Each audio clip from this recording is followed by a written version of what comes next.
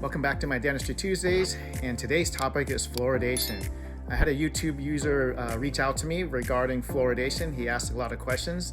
His name is Adam, and he had a lot of great questions. I think it's very important to share this information. Thank you, Adam, for all these questions. I had a lot of fun putting together. Because you had so many questions, I'm going to break this up into two parts. My name is Greg Chong. I've been practicing general dentistry the last 25 years. I love doing dentistry and helping people, and I'm happy to share this information. Now let's get into it. Fluoridation. It is a topic that's being discussed in our dental world recently because RFK Jr. has been stirring up the industry, saying that he wants to stop fluoridation in the local water systems. Ironically, the states and the local municipal water districts control the fluoridation in the water systems, not the federal government. But a fun fact is about 2/3 of America has fluoridated water, and the other third does not. I was wondering if yours was fluoridated. More about this in part 2. Now let's get into Adam's questions. This first question is, can you get too much fluoride? And yes, you can. If you somehow ingest a tube of toothpaste that has a lot of fluoride in it, you're going to get pretty much an upset stomach. We call it fluorosis. And typically, if that happens, we highly recommend to call your local poison control center and ask what to do. Otherwise, just go to the hospital and let them know something happened, and they'd be happy to treat you. Another condition is called fluorosis. It's when the person is growing and developing, even in the fetus, and the area has just too much fluoride in the water system typically. And what happens is the enamel incorporates too much fluoride, and when that happens, the enamel's kind of structurally kind of weak. It can flake off the underlying dentinal tooth structure. And then these patients, they typically look like this, where there's a lot of blotchiness in the tooth structure itself. That's because the enamel kind of fell off and delaminated itself.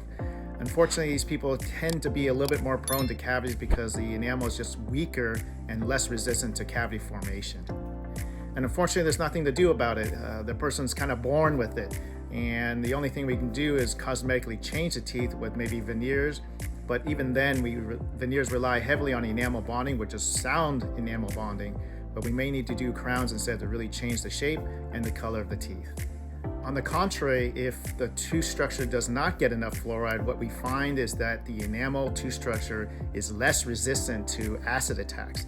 And a lot of things that we eat and drink these days, especially sparkling water, like I mentioned in a previous video, that's acidic, it can melt our teeth over time. So if the tooth structure has a good amount of fluoride, it's going to take a stronger acid to basically melt your tooth to start cavities. And cavities are basically an acid-base reaction. When there's too much acid, it burns a hole. Just imagine like teeth are like crystals, and typically acids and crystals do not mix, and they can tend to melt away. So that's why we want fluoride in the tooth structure, but not too much. And that way it will be more resistant to what we eat and drink in our modern diet, which is not necessarily great for us. Adam's next question is about if one was on well water, is fluoridated toothpaste enough? For those who don't have adequate fluoride in the water system, we have been taught from dental school to prescribe those patients fluoride tablets. And the concentration of this fluoride in the tablets is based on age, and actually if there is any fluoridation in the water, depending on the amount, and then the dosage is calculated based on that. We considered 1 part per million in the water system to be ideal, and not too much, not too little, basically. My guess is the only way we're going to know if fluoridated toothpaste is enough without fluoridation from the water system is that if the person is getting cavities every time they go see the dentist. Typically, those patients always complain to me like, another cavity. It's just because their tooth structure doesn't have any fluoride in it, and we're seeing that they're very, very prone to cavities. And so that's the only way we can tell. We're not going to drill into the tooth and, it feels soft, and it must be no fluoride. We don't typically do things like that. We kind of have to see and based on the patient's history. So we urge those patients to make sure they really, really brush and floss their teeth very, very well. And we do prescribe maybe a higher concentration fluoridated toothpaste, or maybe rinse with over-the-counter fluoridated mouth rinses, which are just a few out there. Act ACT by Johnson & Johnson's one, and Listerine makes one that is not like the Listerine antiseptic mouth rinse, but read the label, it does have fluoride, and they do make a version of that. So that's what we highly recommend for those individuals. Adam's next question is, does prescription strength fluoridated toothpaste and or fluoridated mouth rinses help with increased absorption? And I do believe they do that. We also paint on a fluoride varnish onto our patients' teeth when they come in for their checkup and cleaning, and that helps to try to absorb it. We ask them to wait a good 45 minutes to let that fluoride absorb into the surface of the tooth structure. It probably doesn't go that deep, but it provides like a little bit of armor. Like I said earlier, we want to make the tooth structure acid resistant to resist cavity formation from acid attacks and acid from our food and drink.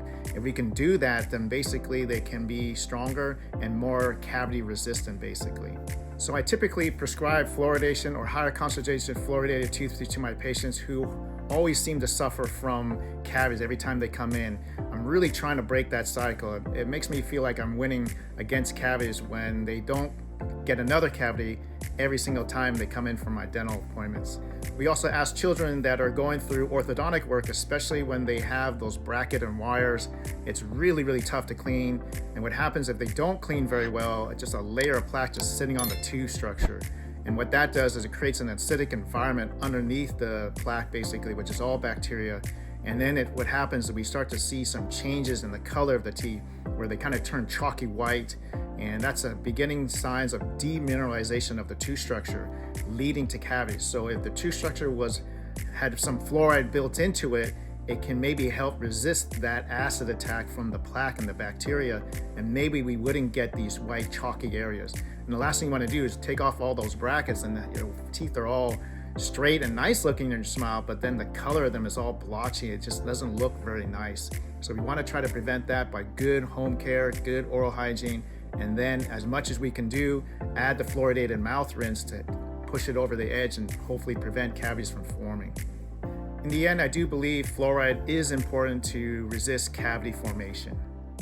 And with fluoridation, if it's too much, it can be a bad thing, and unfortunately if it's too little, it could also be a bad thing as well. When the tooth is forming as a young child, if it's getting a decent amount of fluoridation built into it, it's going to have that armor that we really want as they grow up and be resistant to acid attacks that threaten our teeth every single day that lead to cavity formation.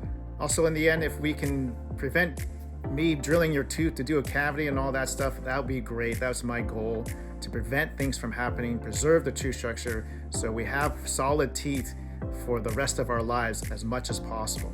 I want to thank everyone for joining me. I'll get back to Adam's further questions he has in part 2. And they're all great questions. I'm glad he asked these questions because I think it can help a lot of people understand why we are recommending fluoride to this day. Of course, if you have any questions regarding this topic of fluoridation, please let me know in the comments. I'll be happy to get back to you. Again, just like Adam, if you have an idea of a topic that you wish me to present and gain more knowledge about, please leave me a comment as well. I'll be happy to make another video of that.